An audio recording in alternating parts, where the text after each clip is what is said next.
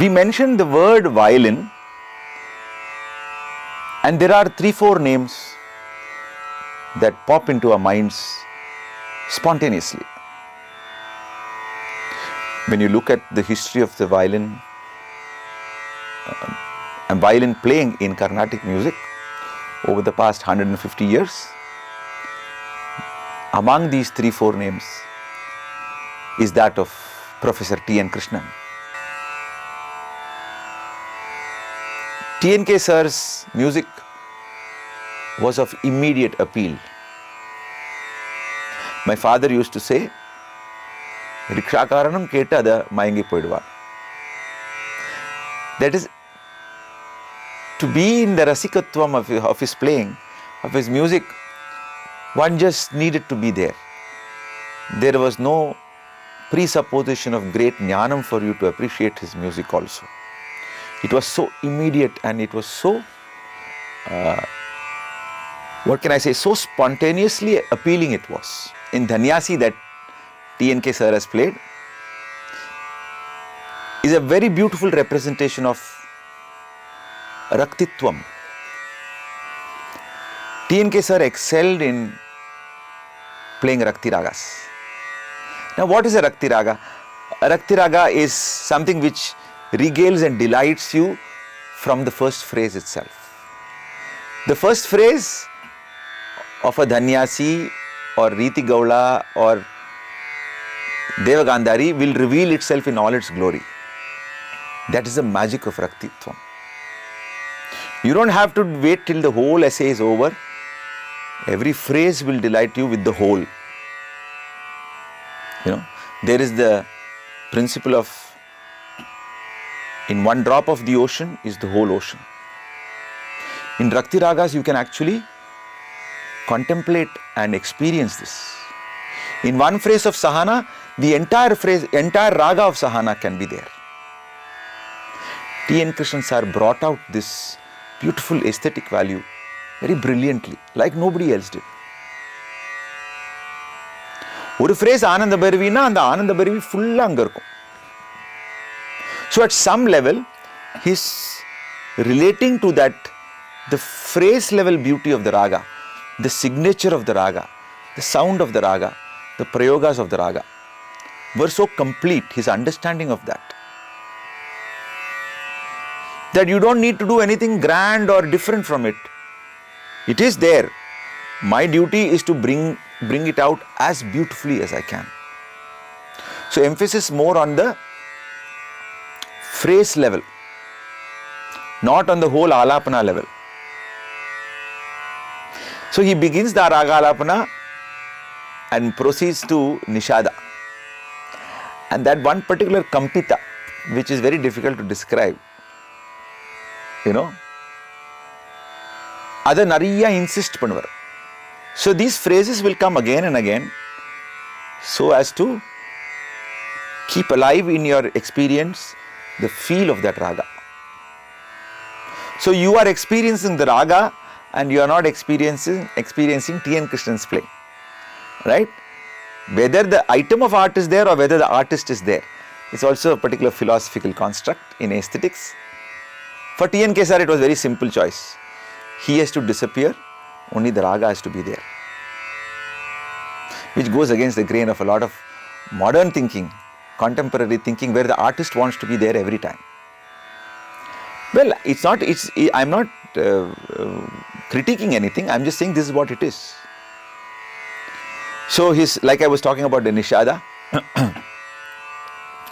almost a plaintive, a lamenting kind of a nishada. And on the board sound la and the knee vandu and alavukku nammala, it will trigger a sense of emotion in you. That is what Raktitvam is. Rakti is triggering a rasa in you. That is what the end purpose is. So, ni ni ni ni ni ni ni sadapa. And the ni avalav insist pannuvar. Ni ni dava mapa ni ni ni ni ni. ஒரு 10 நிஷாதம் வந்துடும். The insistence of that nishada as a point of rakti in Dhanyasi, and also emphasizing that நீ நீ சதா பா தா பா. அந்த தா ரொம்ப பிளேனா அழகா வந்து விடும். Generally, we would not emphasize these things. நீ நீ நீ சதா பா தா பா அப்படிதான் வரும். அப்படிதான் நான் நிறைய கேட்கறது அப்படிதான். வேற நீ நீ நீ சதா பா தா பா. And because of the violinistic accent, violinல அந்த accent ரொம்ப அழகா விடும். You know, so he could recognize that. And in Dhanyasi you will see that lot of points, this kind of punctuating element of the music through these particular prayogas is very beautifully brought out. And the Kriti Sangeeta Jnanamu, only essential phrases. There are no additional sangatis. The charanam also is presented in a very bare form.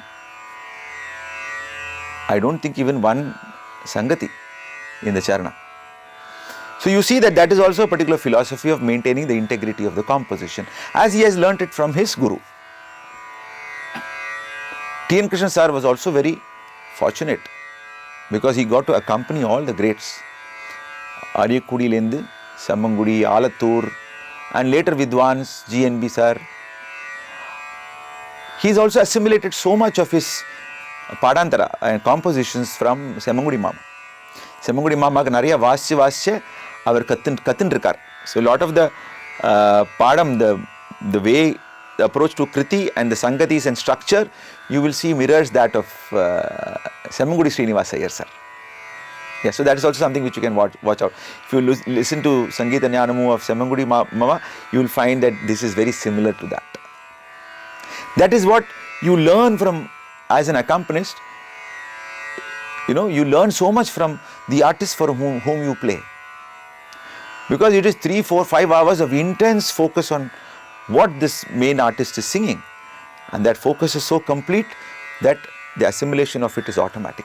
So, T. N. Krishnan sir, I'm sure he will agree with me when he says that his musical growth was nourished a lot by these great artists. So let us listen to this very beautiful Dhanyasi now.